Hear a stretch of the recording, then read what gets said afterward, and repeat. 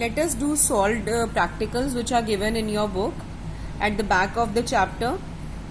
Example number 1 is there are 3 households A, B, C in a market. From the following table, calculate demand for household B. Price is given over here. Price is falling. We can see in this table, price is falling. Demand of A is increasing. Demand of B is not given and demand of C is given. Means quantity demanded of 2 persons is given, that is A and C. And we know market demand.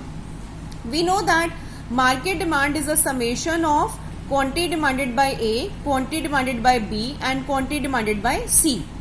ठीक है, तो B की निकालनी है. How you will calculate? Market demand minus quantity demanded of A and quantity demanded of C. इन दोनों को minus कर दोगे, you will get quantity demanded by B. Total given है ना आपको, टोटल में से ये दोनों क्वांटिटी डिमांडेड माइनस कर देना. फॉर एग्जाम्पल 72 माइनस 16 एंड 32 दोनों माइनस हो जाएंगे यहाँ पे. ठीक है. Then example number 2 is prepare market demand schedule from the given demand of individual assuming that there are 3 individuals X, Y, Z. Now example is X, Y, Z. Quantity demanded of 3 persons is given. How we will calculate market demand? We will add up the demand of all the 3 persons. For example, 10 plus 5 plus 4. That will be 19. 8 plus 4 plus 3. That will be 15. So like this we will calculate market demand. You can see on this page. Example number 3 is the following table shows expenditure which Amit is willing to spend on commodity X at various levels of price. Prepare demand schedule of Amit. Now price is given and expenditure is given.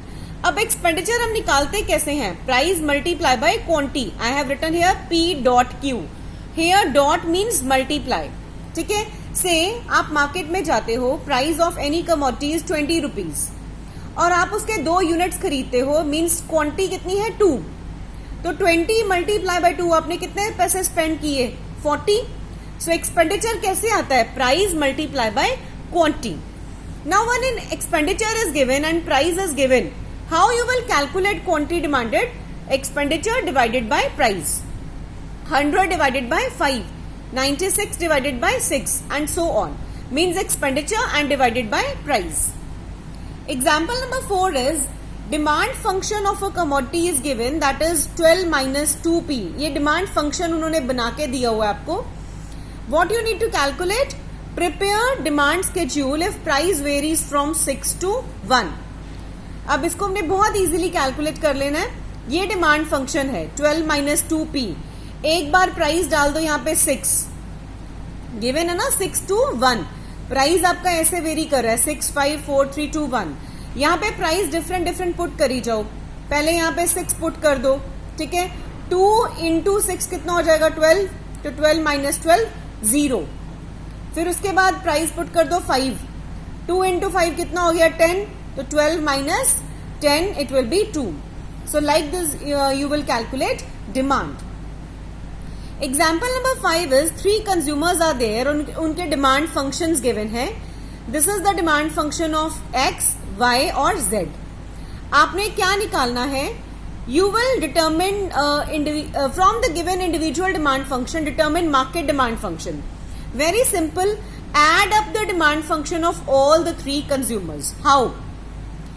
30 minus 2p इसको bracket में रख देना, plus 40 minus 3p plus 50 minus 4p. ठीक है. ये हमने सारे functions bracket में रख दिए. अब देखो 30 ये न्यूमेरिक नंबर है, 40 न्यूमेरिक नंबर है और 50 इन तीनों को प्लस कर दो. ये हो गया आपका 120.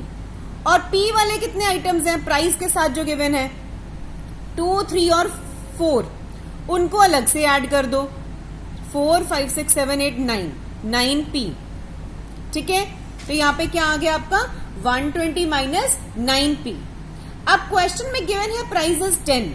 तो हमने क्या करना है? प्राइस की जगह पे 10 पुट कर देना है. 120 माइनस 9 इंटू 10 आपके पास आंसर आ जाएगा 30 units. Then example number 6 is demand function is given. Answer the following. Calculate demand at price 2, यहाँ पे प्राइस 2 पुट कर दो और 5 इंटू 2 आ जाएगा 10, 40 माइनस 10 30 आ जाएगा. सो like this you will do all the examples.